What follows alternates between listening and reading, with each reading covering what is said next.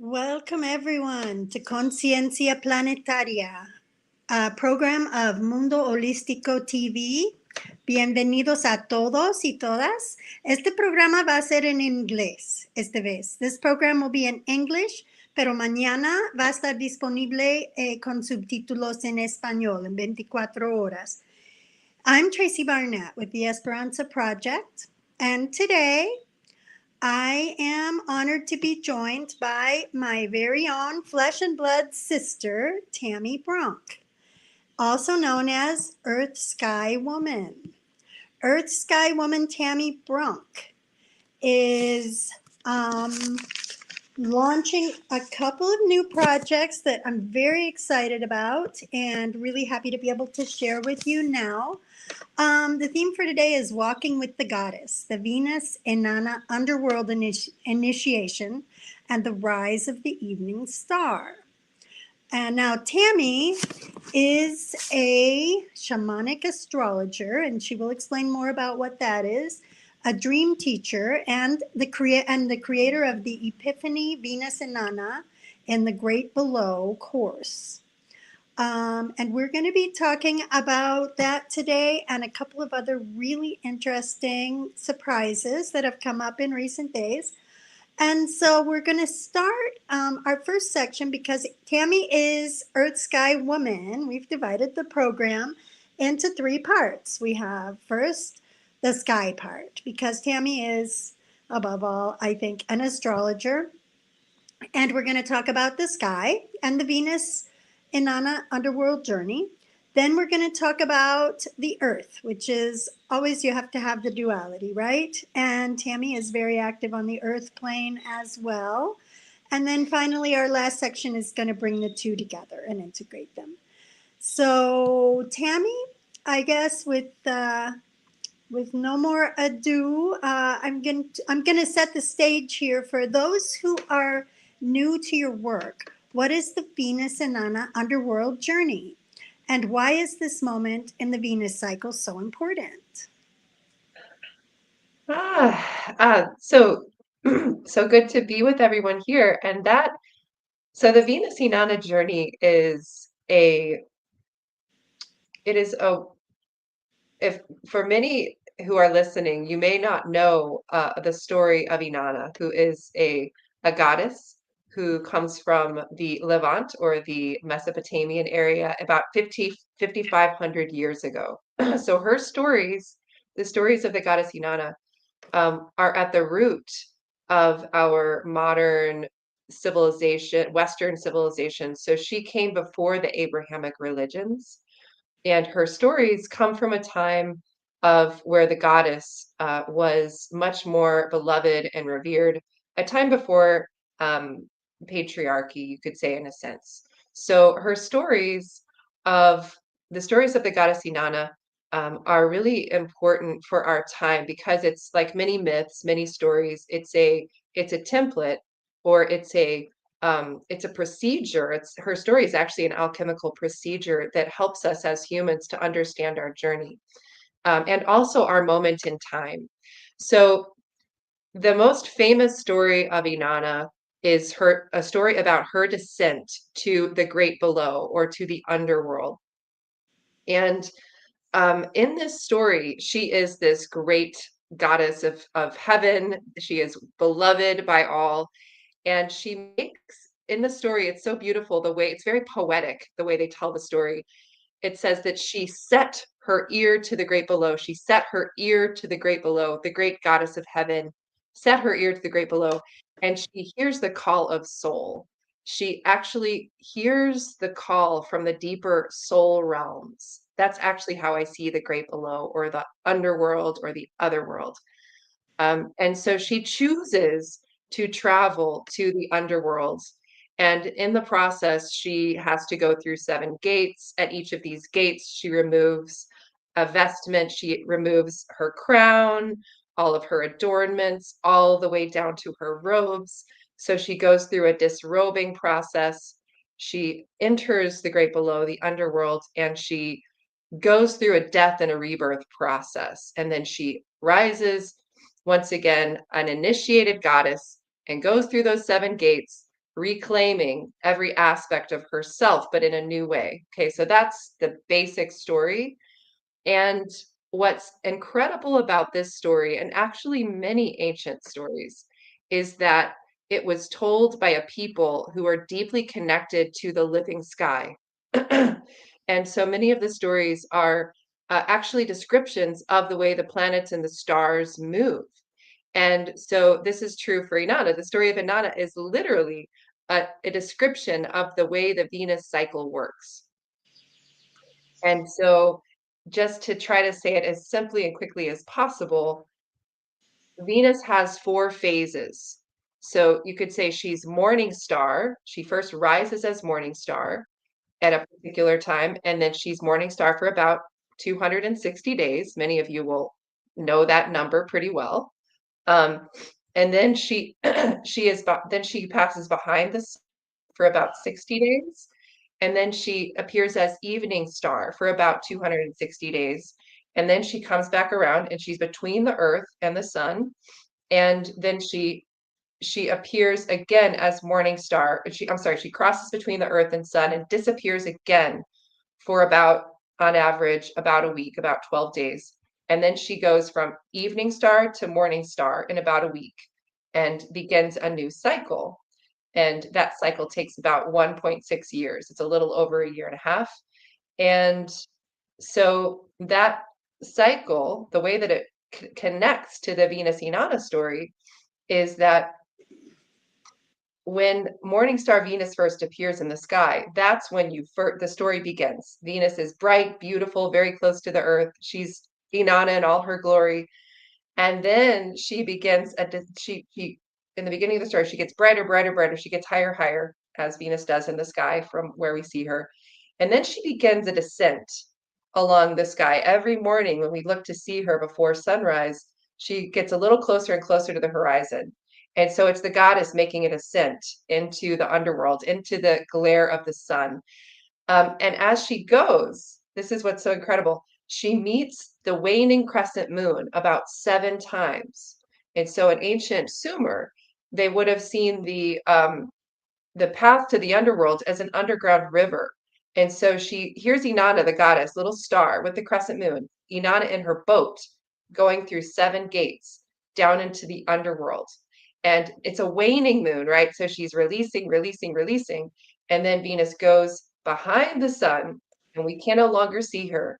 And that's when she's in the great below. So from our view, our beloved, beautiful Venus is gone. She's disappeared. And then she's gone for 2 months, and then she appears again as evening star, and then about 7 times she's with the crescent moon, the waxing crescent moon. So she's growing, growing, and then she's very faint. She's been initiated. She's as we are when we've gone through a death birth process, and so she's far from the earth. And then she comes closer, closer, and then she's rising, rising, rising, brighter, brighter, brighter, brighter as she's ascending. And then at some stage in the story, she disappears and she becomes a completely new goddess, rising as morning star once again. And so you can see and feel the way this beautiful story connects to the Venus myth. And the first tablets that were telling the story of Inanna were discovered in the early 1900s, and they were all over the place in near, for example, the city of Ur in what would be present day Iraq. That is where her stories were originally told, which is a very poignant thing right now to think about. So she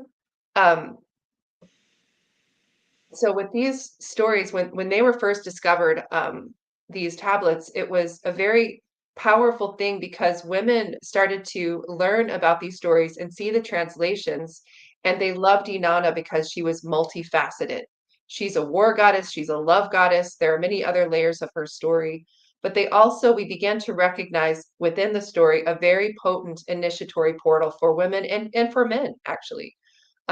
Because when you think of it, the way it works is that each of those 7 gates corresponds to a chakra. And so basically, you can work with her cycle in real time. And this is what I've done with my mentor teacher for 14 years, we created an organization and we guided men and women through this journey, upwards of 100 people at a time. So we would all go through this journey, beginning with Venus Morningstar when she appeared in the morning sky. And we would literally work with each of the chakras, right? We would do a purification of each of the chakras for about a month each time on the way down. And then in the evening star phase, we would also do a reclaiming process, a building of those chakras, a restoration on the way up. So I've been guiding men and women through this cycle for many, many years, 9 cycles. And I've been doing it on my own. I began to do this on my own and with my own communities a number of years ago.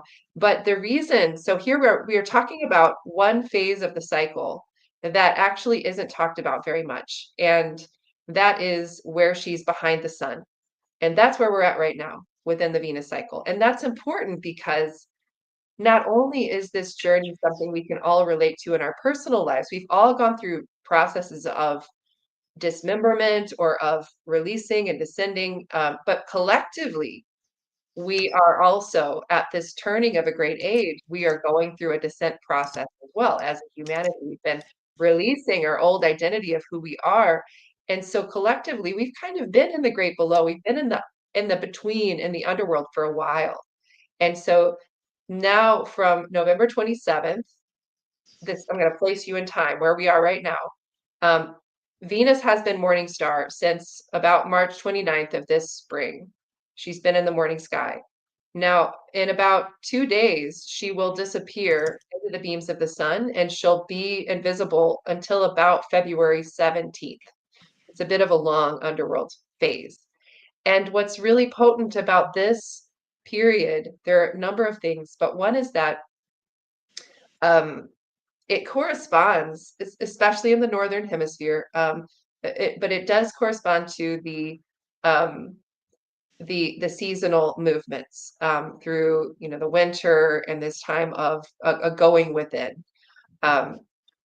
So I've said a lot already. There's a lot more, but I think the great below and the underworld phase is a time where we can collectively come together and we can help to I think of the great below again as the realm of soul. We can still ourselves, we can listen to the voice of soul, we can come together, we can celebrate the restoration of the divine feminine in our world. And there are other layers, but I'll leave it there for now. Okay, well, that is a very, very powerful metaphor for many things, right? Our Yes. lives Yes. and the cycles of nature and the cycles of our own lives.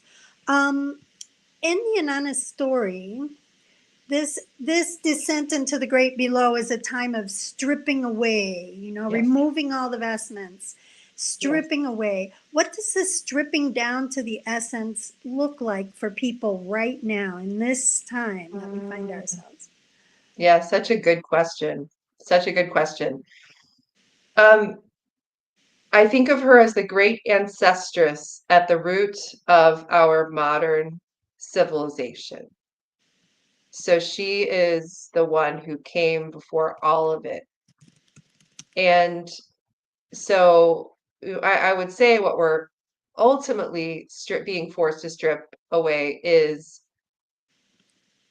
the elements of our modern social constructs and realities that no longer serve life. So, for example, this is something I see a lot here in the North is that people are, and actually I'll just say there's an element here of part of why she's so powerful is she chooses to go. This is a very empowered stance. And so I do see people all across the globe who are choosing to live more simply. And I think that's part of it. So it can have to do with learning to, a lot of it is spiritual. It's releasing identities based on purely material success or old ideas about who we are. So on an individual level, it's going to be different for everyone. But I think as a collective human species, if we think about what's required for us to continue as a species on our beloved planet Earth, we can think about, yeah, what needs to be stripped away, what needs to be released and cleared, where are the distortions? And Mhm. so I mean, I would say one of the biggest is what some call human supremacy, right? This idea that we are above and separate from the rest of creation. Perhaps that's the largest stripping away that we're needing to accomplish right now. I hope that that Yeah, makes sense. it's fascinating. What it makes me think of is, on the one hand, Venus was, or Inanna was on a mission, right? She was going down to the underworld to rescue her sister, right? Well, Um, we and shouldn't, yeah. so, and so I think about the sacrifice of, um, being in a situation where you don't have to, but you're going into the underworld. And I think every time I've done this journey with Tami for, I think it's been at least 11 years now. I think you Wow. started in 2014, right? I started with Kaylin in 2014, yes.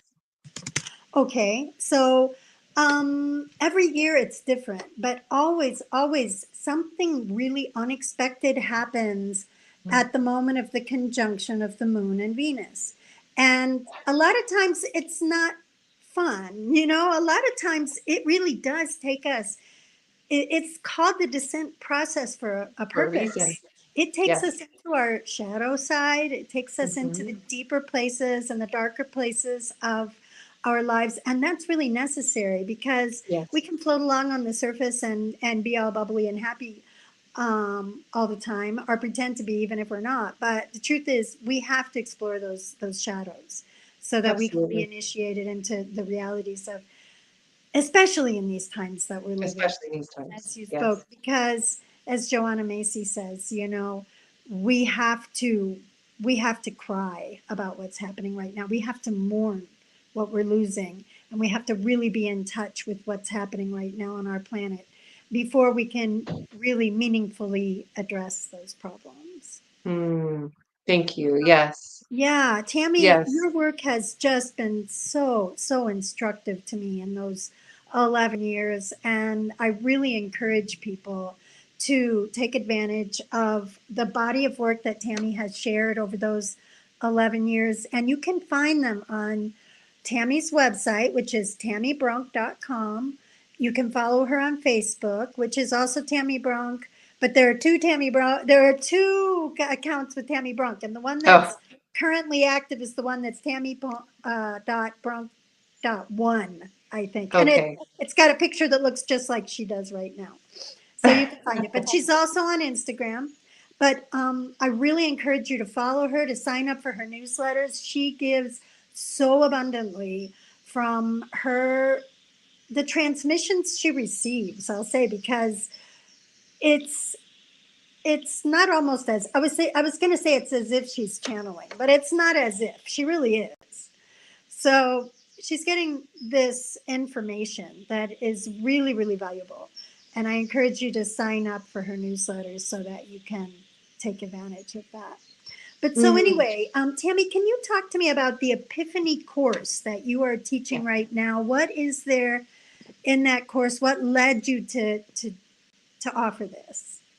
So first of all, we should say that this course it's literally a 3-month journey. It just began this last Sunday, but I'm keeping it open until winter solstice.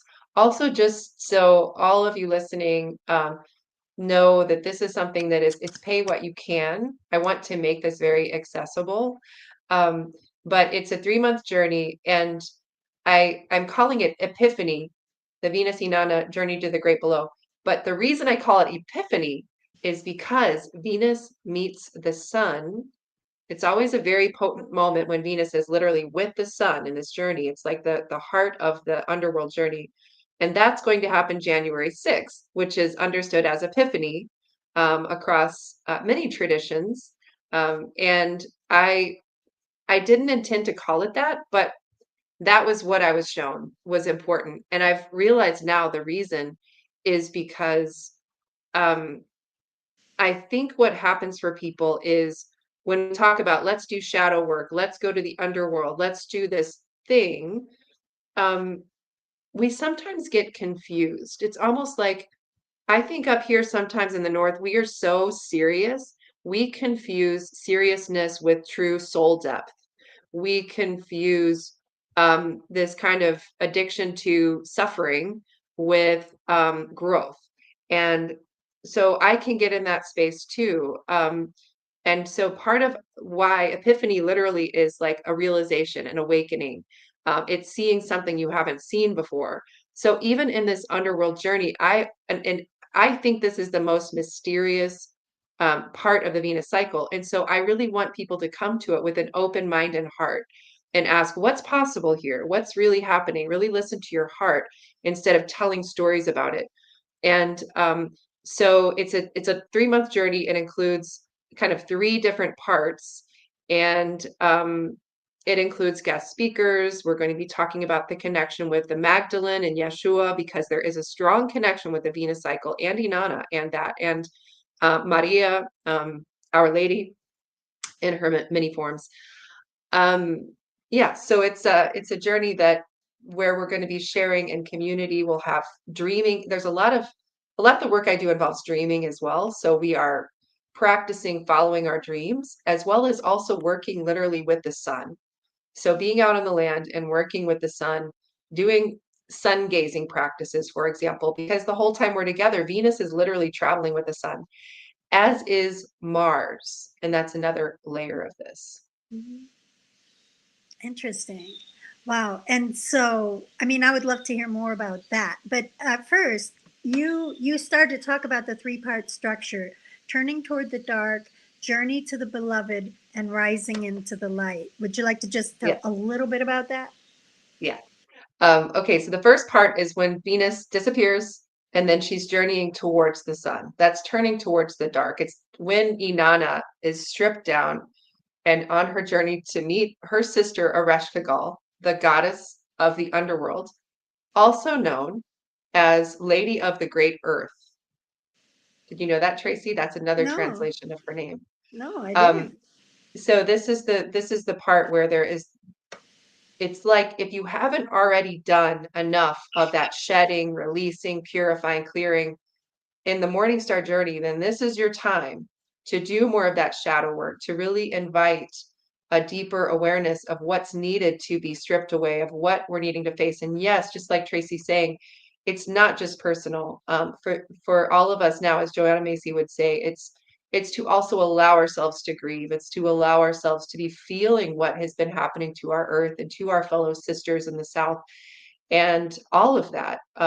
If that is what is arising for us, I do think many of us have been doing that work as well, many who are listening. And so the other layer of this that I think is vital is that there are many of us who have been on this journey of doing these descents for many years, where what we're and it's similar to those who have been activists or who have known about this.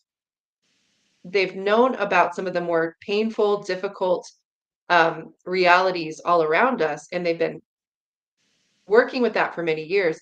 What's happening now is that more and more and more people are waking up to the disparities, to the injustices, to all of these things. So for those of us who are the elders now, who have been navigating this for a long time, we actually need to hold the light for people who are going through that dark phase. Because the point, yeah, and I was supposed to be brief, but in any case, so it's turned towards the dark is the first part, and that's until January 6th. So that's when we'll actually do some work to meet Ereshkigal, to meet our shadows. We've got practices we'll do for that. Also, to literally this Sunday, we'll do a practice of literally scanning and assessing our energy bodies. And what I refer to as the Venus light body, because part of what's happening in the underworld is that literally we are being purified so our bodies can hold more light. Okay, so that's the first part is purification. Second part is beginning January 4th until January 10th. That's preparing us for a very powerful week where Venus meets the sun January 6th, meets Mars January 7th, and then Mars meets the sun on the 9th. So that whole week is a time where I say return to the beloved, because the whole cycle is really about a reunification of the exiled parts of ourselves, and also a reunification of the beloved masculine and the holy feminine. How is it that those aspects of ourselves can come together and learn to dance and be in complementary relationship again? So this is the return to the beloved. And then the last part is rising into the light, because that's where Venus and Mars are both actually separating from the sun, and they're coming out further, and finally appearing in Venus will be appearing as evening star. And so she's going to be the goddess, coming out of her initiation and rising up into the heavens once again. And so that's really even more of the building of our light body element, and the preparation to come out in on the other side in the beginning of 2026, ready and strengthened for a new year, where we are really more whole, more integrated, more prepared to meet life and engage it fully. Right. It wasn't And very short. no, but that's okay. It was all good. You've spoken about you mentioned your focus on Mary, on Magdalene, on Yeshua. Well, you've spoken about your profound personal visions involving Mary, the Black Madonna, and how does Black Madonna, and then Inanna, Yeah. and the sovereignty goddesses, how do these figures converge in your understanding of Our Lady, or the divine feminine now? So, I I stepped away from the Venus work in the end of 2021, because that's what I was shown I needed to do, was take time away from guiding groups through the journey, because it was a time for me to go more with it. And after that time, I had left Venus Alchemy. I had, because I knew I needed to do this in my own way. And so it was in the summer of 20 2023. It was a new cycle in Leo, and I had decided in that cycle that I was going to lead a very small group to work with the Venus cycle, but in a way that was deeper and more integrated and more personal than I'd ever done before. So my daily prayers, so from that time of August 2023, the morning star phase of Venus, until really the end of that summer, for me was just a very concentrated time where I was just saying, okay, I wanted to see her. I wanted to understand Venus and also the divine feminine in an even deeper, more fully embodied way. Like, just show me your true face. And so I was in that space. I created that space to learn more deeply. And she started showing us, and this is how it works, right? When we tend to something deeply, something shows up. So in my dreams, she was really showing me, Venus was showing me that she really is authentically at some level the feminine divine, like in her essence. That's how she was showing up for me, as this kind of nectar. Her energy is kind of a nectar, right?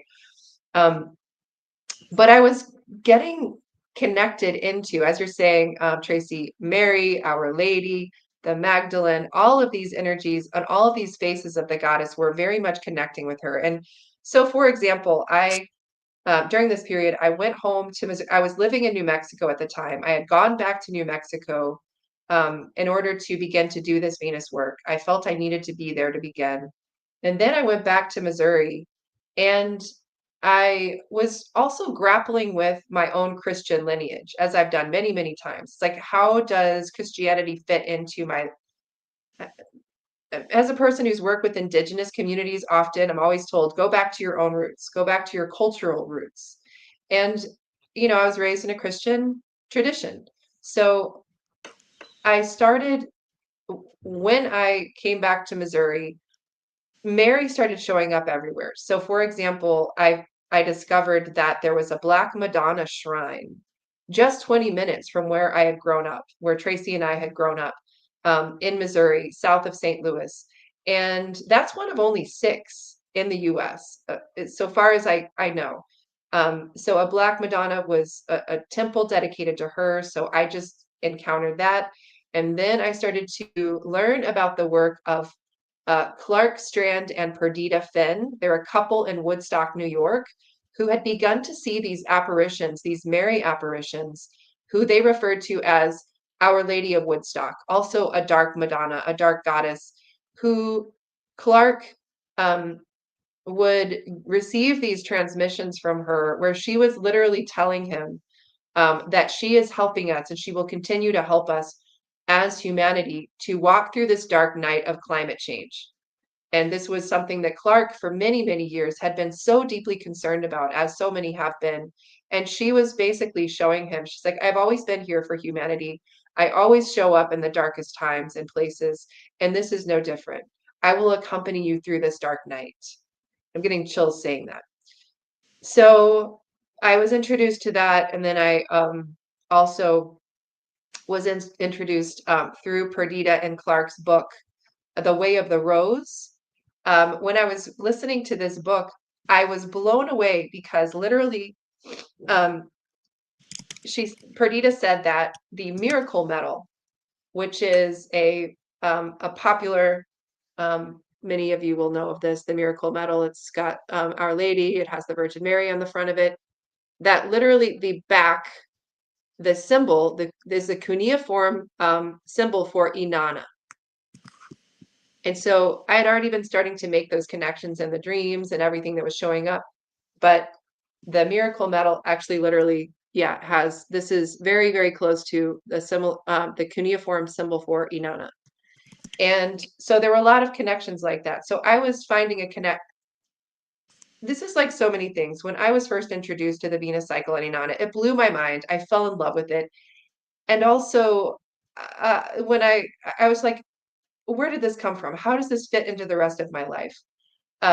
So in any case, this was a beautiful thing. And I actually got this at the Temple of the Black Madonna, near where I grew up in the middle of the US of Missouri, Midwestern Missouri. So I discovered that. And I had also discovered, because of the work of Neil Klotz, I can't recall his full name, but he is a scholar who has been translating Yeshua's words into Aramaic and writing these beautiful books that feel so much almost like a Tao Te Ching or like poetry, where he's helping us to work with Jesus, with Yeshua in a different way. And in this book, around the same time, I discovered that Inanna in Aramaic literally means the way. So literally, Jesus would have been saying, when he was saying, I am the way, he would have literally said, Inanna, the way. And part of how that feels to me is that the feminine did come before, and it's not about a better, worse, before, whatever, but that the great mother energies come first. And also that in some way, Inanna and Venus is not just the feminine, she is the sacred human. And so it's the I am presence, as Yeshua also is. And then the last thing that I'll say about this connection, or one of the last things, the Way of the Rose, is a wonderful group that Perdita has.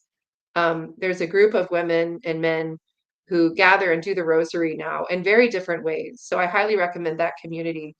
But the other event that had happened was that I learned on my trip back to Missouri that there was this another Mary apparition 2 miles from where I was born, and just again 40 minutes from the farm where I grew up near St. Louis, another couple who had received these Mary apparitions of Our Lady of Light.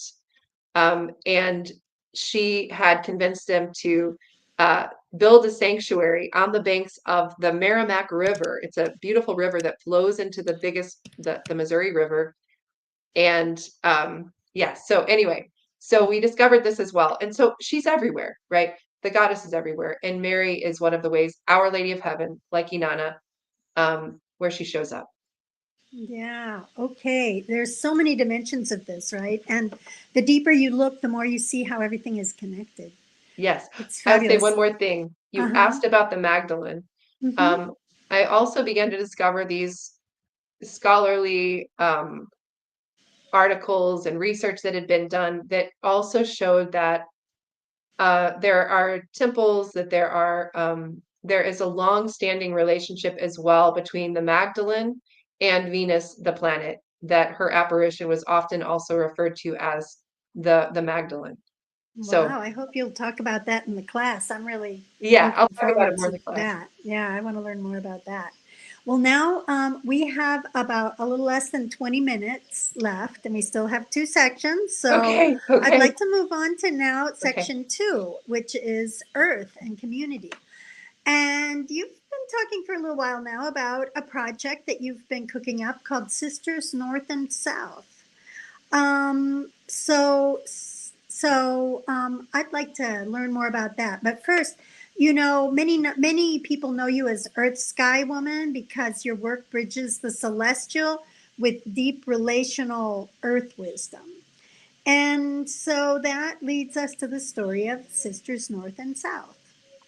Hmm. What brought you into connection with this idea and with the women's circles, the indigenous lineages, and the cross-border sisterhood that you've been weaving all these years? Thank you. Mhm. I've been working with Indigenous. I've been very privileged to work with Indigenous communities since my late teens. When I first went to Big Mountain, to the Black Mesa sacred lands of the Hopi and the Dene peoples. And from the beginning, I understood that land rights, that, I mean, a lot of people are working with Indigenous plant medicines now, which is an amazing thing. And so many more people, I think, are intersecting with Indigenous spirituality. And for me, I also didn't intersect with it then because we stayed with these traditional elders, we learned through their ceremonies.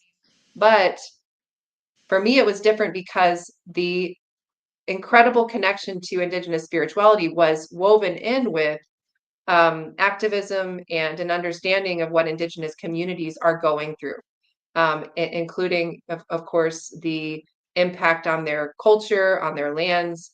And also, actually, in my late teens, when I was in high school, I had done an oratory specifically on what had happened to Native people in the US. So it's always been deeply ingrained in my consciousness.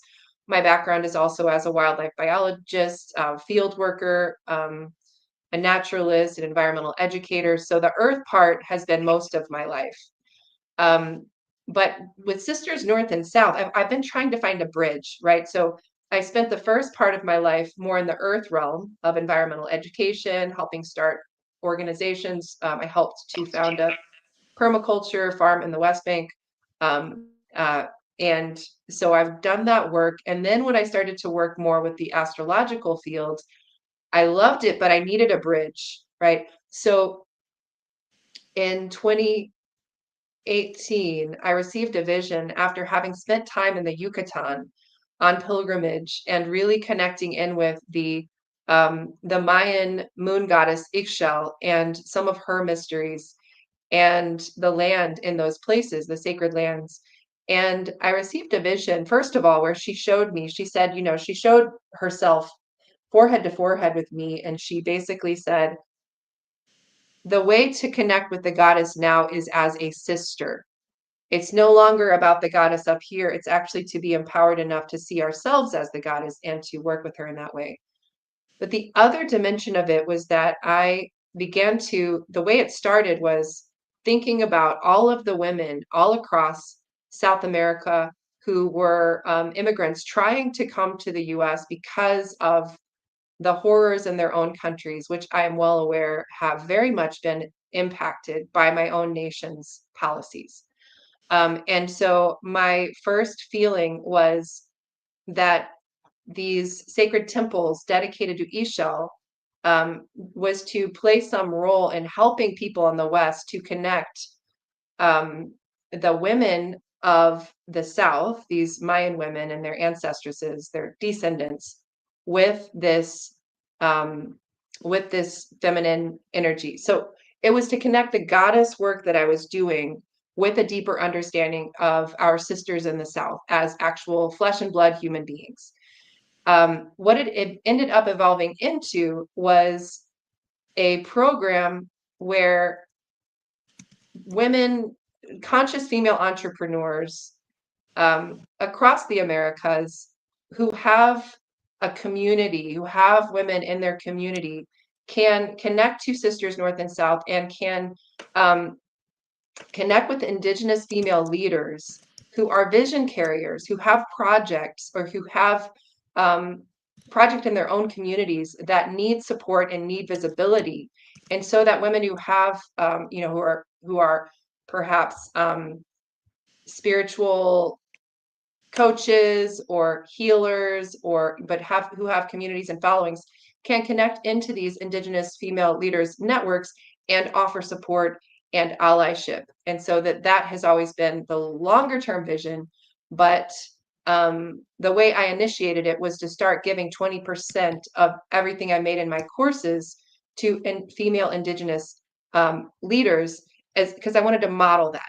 But ultimately, the goal is to engage all of these women, particularly in the North, particularly those of financial resource, to commit a certain percentage of their income to feed and nourish projects of female Indigenous leaders. So that this year I've been strongly feeling is the year to fully activate this. It feels like time. We can't wait for our government here in the US especially to just jump ahead and try to do what they've done in Canada in some form of reconciliation. We have to do it ourselves. So we can choose to go to the great below, which actually when I say the great below, I mean we can choose to release or make an offering. We could also see it as an offering. We make offerings when we lay down the crown. We lay down what is no longer necessary, what's burdening us, which is in any case. So yeah, there's not a good page for Sisters North and South yet, if you're looking for that. But so this is the year where it feels really vital to fully activate it. And yeah, Tracy, I'm sorry. I keep talking for a very long time. No, it's okay. But it's all good. So I wanted to ask you, you chose Sisters North and South for a very specific reason. And I want to ask you, how do you see the role of women, and especially Indigenous women and women of the global South, in this moment of global transition? Oh, I think they are absolutely to be our leaders. And I also think that they need to not be the ones who are carrying all of the burden of being on the front lines. So I think that they carry a tremendous amount of strength, wisdom. I mean, recently, a woman that we both know and admire, Lila June Johnson, she had created a wonderful course about how people can engage in supporting Indigenous communities. And it's so beautiful because, her work really shows, and I absolutely believe this, those of us who come from a European ancestry and for whom there are many more layers of separation from our Indigenous ancestors. When we can connect with the wisdom of Indigenous women and cultures, it mends our hearts in a very powerful way. And when we can give back to those communities, it also brings us into right relationship with our own ancestors. But yes, I see Indigenous women right now rising in a very powerful way. Their voices are absolutely needed. I would love to see a time where literally the vision that I always see is that we learn to develop bioregional councils. This is not just my idea, right? This comes from many of our elders. We develop bioregional councils everywhere that we live, and that at the table with the councils, we have a very, very strong guiding voice of Indigenous leaders from those original ancestral lands, and that there be a very strong presence of women, of the feminine. But I mean, they're the life givers, they're the life bringers. we need female Indigenous voices now. I mean, I don't know what else to say. I guess that's what I have. Right. And so so let's tie that back into Sisters North and South. And are you ready to talk about that concept, or do you want to The wait a little the bit? seeds and stars. Yeah. Well, I was thinking more, but yeah, okay, we can jump into. So what I was going to say about that, you've been preparing.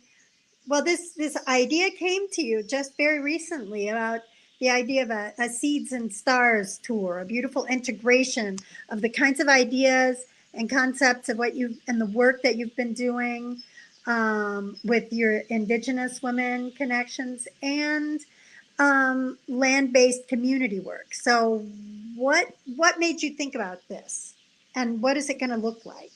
Do you think? So this is like a vision and dream that is very much in the seed phase. But I was talking to Tracy. I will mention it because I think speaking it aloud makes it potentially more real. I have had in my mind and in my connections in my field of connection for all these years a group of at least 12 core women who include a dear friend from the African diaspora here in the US, as well as sisters from Palestine, because I think their voices are also absolutely critical to be included, as well as Indigenous women from Canada, from the global South, from Mexico, from Guatemala, from Honduras, other women who I've been weaving with, who my greatest dream and vision would be literally to travel to actually have a tour and to travel to actually meet these women, um, and to also weave in terms of literally it's seeds and stars, because it's also to connect literally the seeds as well as the seed projects across the Americas, and in doing to do this tour. So that's like a it's a dream and a vision, but it's kind of like, why not? Why not embody it? I think it's the time right now for us when we have these bigger visions. Like, why wait? There's no reason to wait. We don't have time to wait. Um, so part of the inspiration was literally my friend Sarah Montgomery has helps with a project in Guatemala where this group in this community in Guatemala after the Civil War had no longer had their own seeds, their own tomato seeds. And of course, that's one of the regions where tomatoes come from. And the reason was because of the Civil War and the cost of that, and also the NGOs coming in with fertilizers, chemical fertilizers, hybrid seeds. So they had just recovered some of their tomato seeds. And the inspiration for the Seeds and Stars was that I was traveling back and forth from New Mexico, where my friend Sarah is, to Missouri. And I'd had these little seeds planted in a pot, and they would grow as I traveled. And I brought them to St. Louis, to my sister, my brother-in-law, my fairy godchild, and they planted the seeds. And now my brother-in-law, Joe, he used to have all these other heirloom tomatoes. Now it's just this one Guatemalan tomato plant that he just loves so much. And so it's the second generation seeds. He just gave me a packet. And so this it was just and so Sarah said, it's so beautiful. It's like they're part of your family now, right? And Mhm. so I think about, and when I was traveling, I was like, this is what people have always done. We've always been nomadic. And when we traveled, I'm sure we traveled, we shared seeds. So I thought, literally, how incredible to travel and carry literally seeds and transmit them, as well as sharing knowledge about the stars, about Venus, sharing the astrology work I do, the dreaming work that I do everywhere that I go, and learning from others. But in the meantime, raising visibility for what's happening on the ground here in the US, Mhm. and in Canada and in Mexico, because we need to come together. We we cannot allow these nation states, these false leaders, to convince us that we're separate. We're not separate. Mhm. Mhm. Tracy, this. It's like we have we're one body. The Americas is one body, and anyone who says otherwise, it's an illusion. And so we need to reconnect with one another. And I think it's the women who start that. And this is never meant to be exclusionary towards men, because actually, one of the things I'm most passionate about is for us to learn how to honor and recognize the complementary nature of the masculine and feminine, And I'm of the mind, similar to Indigenous Dene woman, Shining Woman, I think her name, Pat McCabe, who has devoted much of her life over the last number of years to reestablishing that healthy connection with the masculine and feminine. Because in her vision, she was shown that trickster, meaning that force that is really separating us from our truth and that is our teacher, that his biggest trick has been to separate men and women from each other. So I absolutely feel that as well. And I do believe that when we bring women together in service to community and land, and we raise their voices, that they will serve the whole. We coming into our own beauty and our care for life will help the men. And we absolutely need them as well to be with us. It's not about a better or worse. It's about the need for the women to lead, because we need the mother force and the mother field to lead. And the mother cares for all life. Absolutely. Absolutely. It's not about diminishing the role of men at all. It's We about need our men now balance, more than right? ever before. Yeah, absolutely. We need our warriors We need our of warriors. both We absolutely genders. do. Yeah. Hmm. Yes. So yeah, so we have some good news here. Our wonderful producer Kat, thank you Kat for the beautiful images and your work there behind the scenes. But we have an extra 15 minutes that we can play with. So I'm going to go ahead and carry on with these questions, and Okay. we can just keep an eye on it. But we'll continue talking about the seeds and stars, but also if maybe bring it back to the other two themes, whatever you feel more drawn to talk about. And then at the end, I would like to leave plenty of space to let people know how they can get involved with any of these projects and how they can connect with your work. So, going on about seeds and stars, I wanted to ask you how you see this tour as a bridge between the Venus work and the earth rooted work we discussed a few moments ago. Mhm. So the way I see it connected is that as I travel, I would also offer workshops, collaborating workshops with in the communities that I visit for those who are interested. Because often what will happen is that even in indigenous communities where there is a tremendous amount of knowledge that you and I would never have access to, there's also often a chance for reciprocity and for an exchange. And Mhm. so for me, I love to help women to know, are you morning star? Are you evening star? Were you born at one of the chakra gates? And for those who are interested, and it won't be everyone, but those who are interested, I love to do Venus circles or moon circles. And so I would offer whatever knowledge, or star circles, because I can help women to recognize and know more of their own personal signature around Venus, the moon, and the stars. And so I would make an offering in that way. Um, excuse me. And also that, as you know, you've seen this as well. Every time I travel, there is, wherever I go, when it's on the land, I like when we went recently to Wirikuta, there was that experience of the sky and the stars in an intersection where I was speaking to Bernie. We were talking about the stars from his lineages. We were looking at Venus, who potentially is also Kayumari, and making those cross-cultural exchanges of understanding and talking Speaking of, about the sky from these different layers, right? right, speaking of the Wirarika Speaking tradition. of the Wirarika, yes. So that's part of it, is there'll always be the star wisdom that's going to be shared, um, and that I want to transmit in a way that's beneficial, or if people are interested in that. But also, the earth element is just to through this tour, to be able to have people see physically, I am with these individuals. They are sharing with me. Like, for example, if it's Cheryl Angel, I'm in the Black Hills, and we're talking about what we would, if I was with her right now, what we would be talking about is, I think it's the track act they're trying to pass right now in the House in the US, that would open up tribal lands for more mining. So we might be talking about that and raising visibility of that.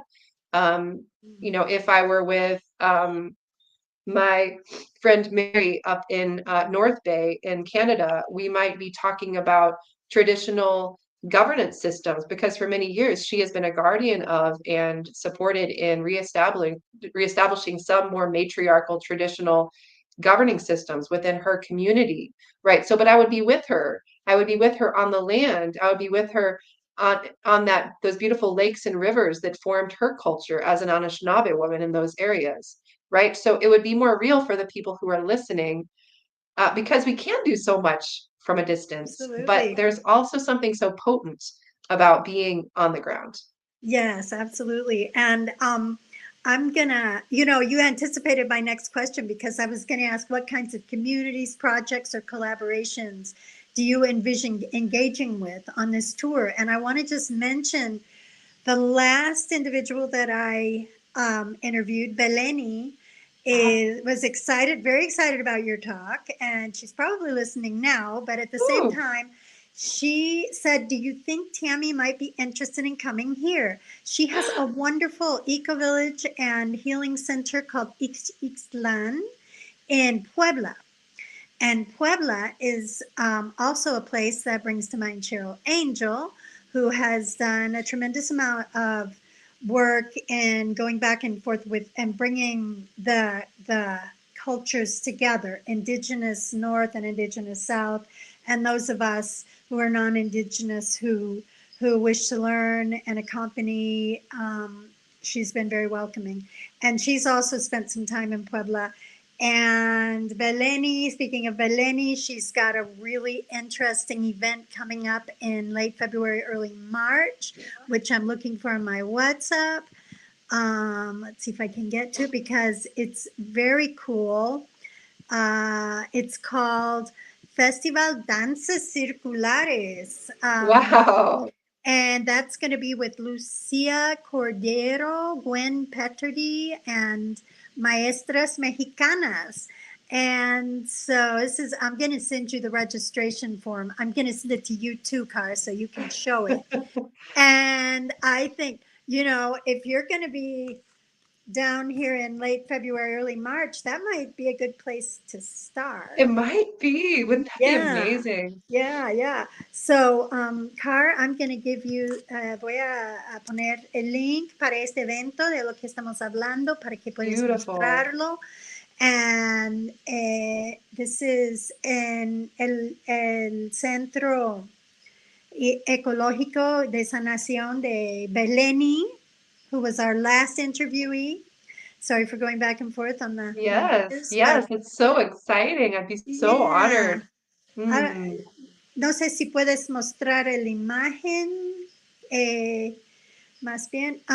So yeah. So anyway, so that's. Let's see. We probably got about another 10 minutes. Oh, And good. Okay. before we go into how people can get involved, I kind of felt a little incomplete with the Sisters North and South part. And I wanted to ask you, for example, what are some of the teachings or experiences from communities or collectives in the global South that most transformed your own path? Mm. Ooh, um, it's almost hard to say because it's been so influential my whole life. It's just woven, right? And I will say it's not always been just women, it's been men too. It's been indigenous communities, but um, I feel like Cheryl Angel has been a big influence. Lila June has been an enormous influence. I'll just say Lila June's work has been one of the biggest influences in my life because she helped to mend and heal a part of me as a Western person who had a background as a biologist.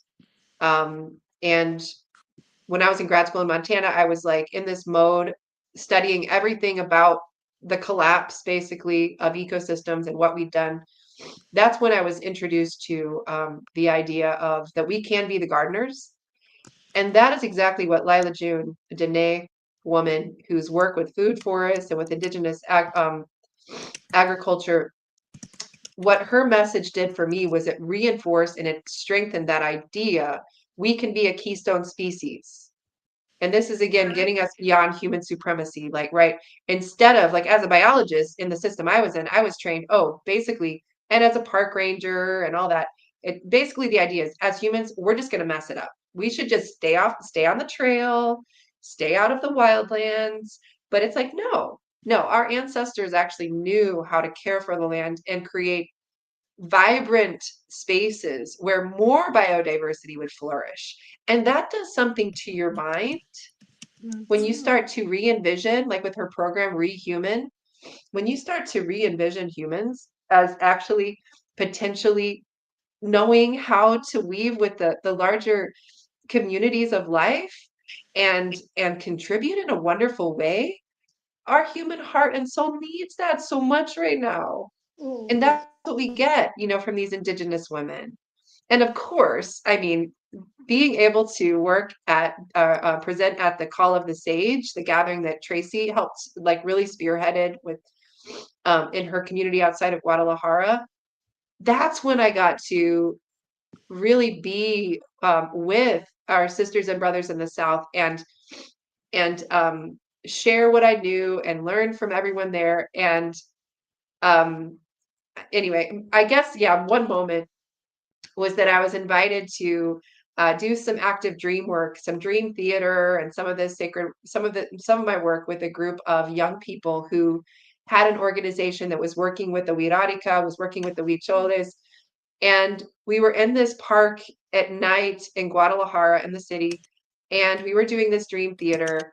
But when I showed up, it's like I wasn't charging. It was people made an offering, and there was a blanket. People brought their gifts for me. And here in the US, we always have to think about money. It's always about marketing. But there was this moment, all these beautiful souls were showing up, and it was just the most beautiful gifts. Like the things I got there, I still carry in my heart with so much love because it was the trueque, it was the reciprocity, it was the generosity of the spirit of these people. So it was women and it was men both, but there's a feminine spirit that's just stronger in Indigenous communities and in the South. So it's not just about women, it's that feminine spirit of generosity that has deeply opened my heart so many times. And I would wish that for everyone in the modern Western realm, to have that softening and breaking open of the heart, um, as well as, learning what we need to learn about nonviolent, prayerful resistance. And being at Mhm. Standing Rock and having other dear friends who were there, we saw what happened on the front lines with the women. That was mind blowing. So I think that's also how Indigenous women can teach us, as Lila June would say, to see, as controversial as this may be, see Donald Trump as our uncle, to refuse to be dehumanized in return. So those are a few Mhm. things. Absolutely, absolutely, Tammy. That brings to mind too the meeting of Zoran Mamdani with Donald Trump. There was a Yes. excellent analysis that he actually he unclefied Donald Trump. And this is an ancient technology of the Desi people, the people from the Southeast Asian continent, who are very familiar of how to do this, where you take your adversary and you turn them into your uncle and you completely disarm them in the process. And so, yeah, this is a really important thing. Now it's time to come to a close. We could go on like this for hours, but Oh my God. um, I'd like to ask if someone feels called to be a part of your work, either it's through Epiphany and your Venus work, or Sisters North and South, or the Seeds and Stars tour. What's the first step? Can I just leave my email? It's Yeah, just well, easier that way. You uh-huh. can you can go onto my website, which is going to be there, and you can like sign up for my newsletter, and then I'll have your information, and I can connect with you that way. That's probably easy. Okay. Um, And your yeah, email is, yeah, TammyBrunk@gmail.com. okay. And also, Tammy is very active on Facebook and she is often posting different things, that insights that she's having and sharing with the different communities that she's following. And also, she does lives from time to time, which are very enlightening and really kind of an eye opener. And if people want to get involved with, well, I guess you'll just be covering everything from there, If right? if you Your sign different up to my groups. newsletter, then you'll be kept get in it touch all. with what's going on with Sisters North and South. Right. And if you go to TamiBrunk.com/events, then you'll figure out how to sign up for Epiphany if you want to be part of that journey and dream with us together. Because the truth is that I'm leaving it very open. It's a very emergent field. And I suspect what's going to happen in that circle is our dreams are going to start to coalesce for people in the circle more around their own dreams and visions for how they want 2026 to look.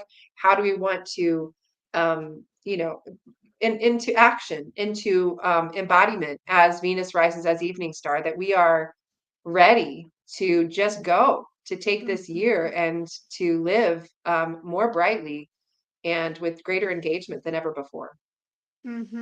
Absolutely.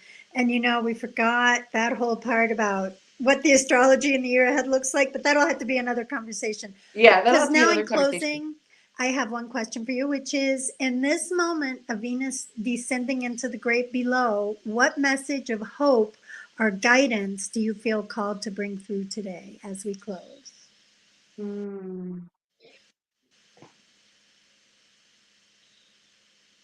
It's time for us to listen. We need to listen. And I mean listening to that deeper soul voice and listening to the earth herself.